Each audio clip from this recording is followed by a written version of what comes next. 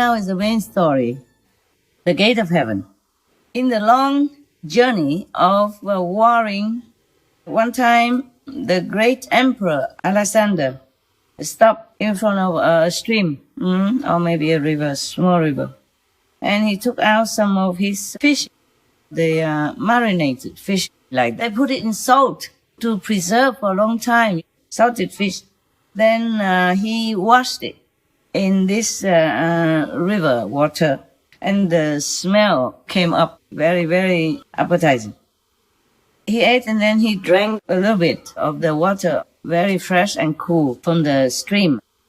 He was feeling so refreshed, so happy and so pleasant. Then he said, "Oh, this stream must have originated from Eden. Now maybe we should try to see the source of this stream." So he began walking opposite of the current. So he went upstream, and then truly he faced the Eden garden. The Eden from the Adam and Eve story last time I told you? Yes. Yeah. This is just a story, yeah? I'm not sure if he did really go there so easily like that. And then at the gate, there was one seraphim, means the angel, guarding it. Only one? Such a big, famous Eden.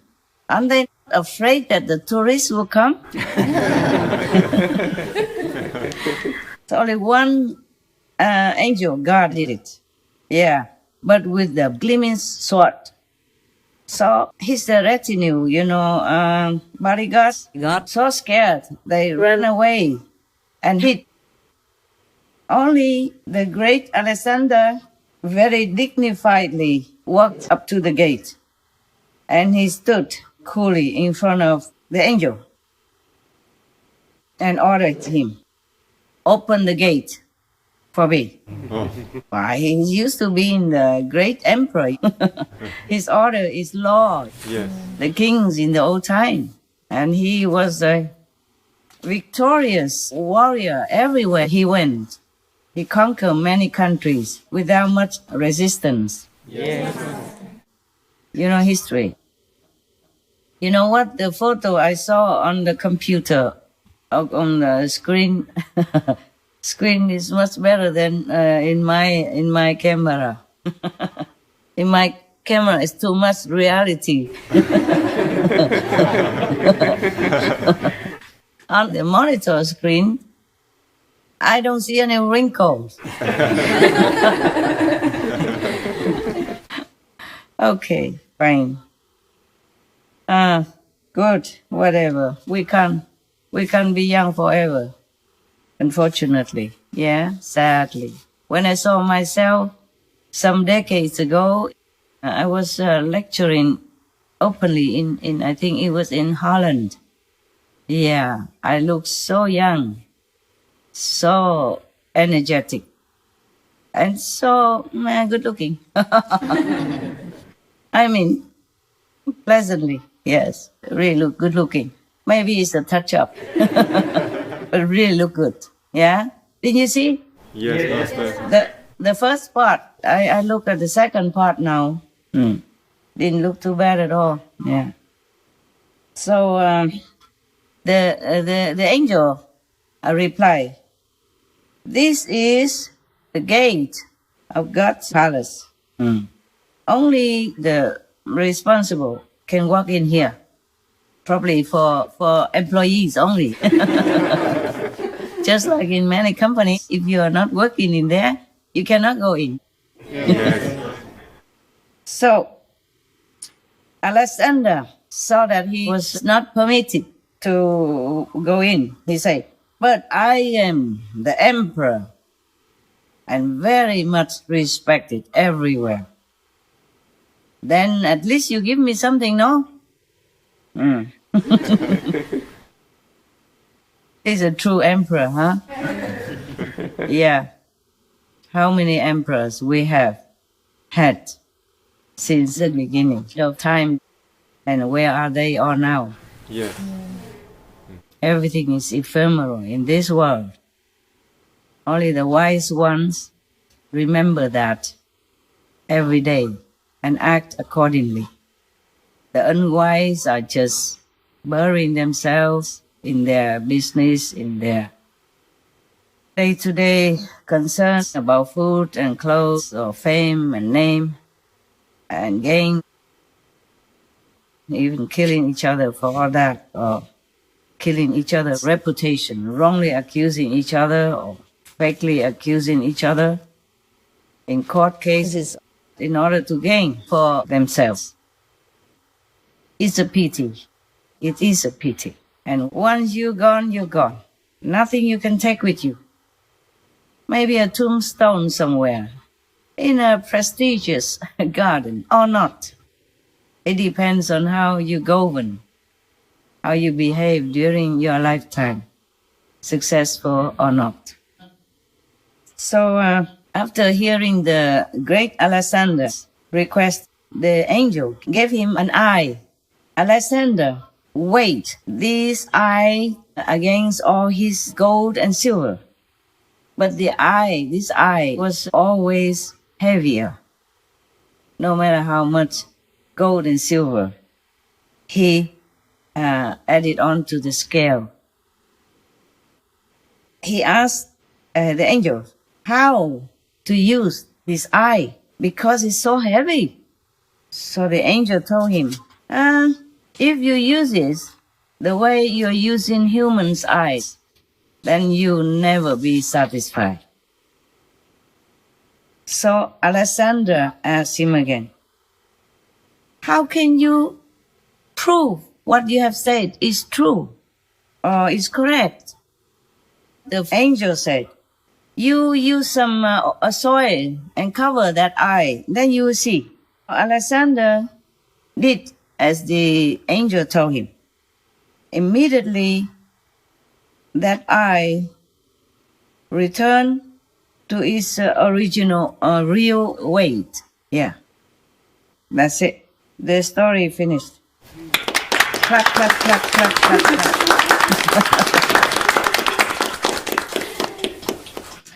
Good that I talk to you sometimes. I think I should make it regular, like once a week or as much as I can, so that I don't forget English and Vietnamese or the human's language altogether.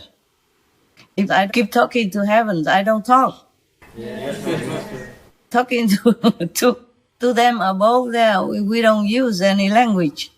We just understand each other all the time and ping pong very fast. So Alexander, the great emperor, he was about like 356 to 323 BC.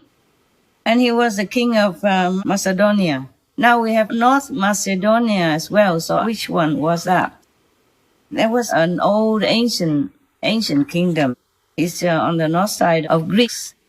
Macedonia may be small, but after that he had conquered also Greece, Persia, Egypt, and all the way to India. Imagine how great that king was, yeah? That emperor was. No wonder they call him Alexander the Great. But what's the use of all that? Oh, by the way, the compiler, Mr. Winner, noted here that this story has been collected from the Jewish community in Babylon from the 5th century, just for your knowledge. It's very, very, very good of him to note something like that. Yes. So that we know more. Yes. Now, we have heard this story, and what's the use of that? Where is Alexander now? We couldn't find him. Even if he's reincarnated again in this world, he wouldn't have all these countries under his rule anymore. Yes.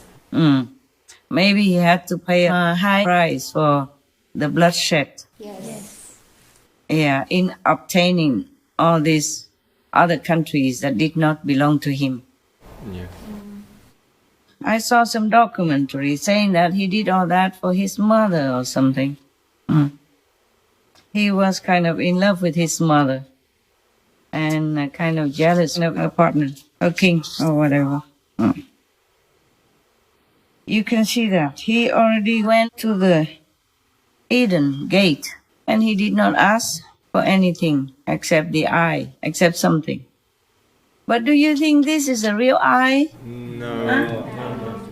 What do you think that was? The wisdom eye. Yeah, I guess so.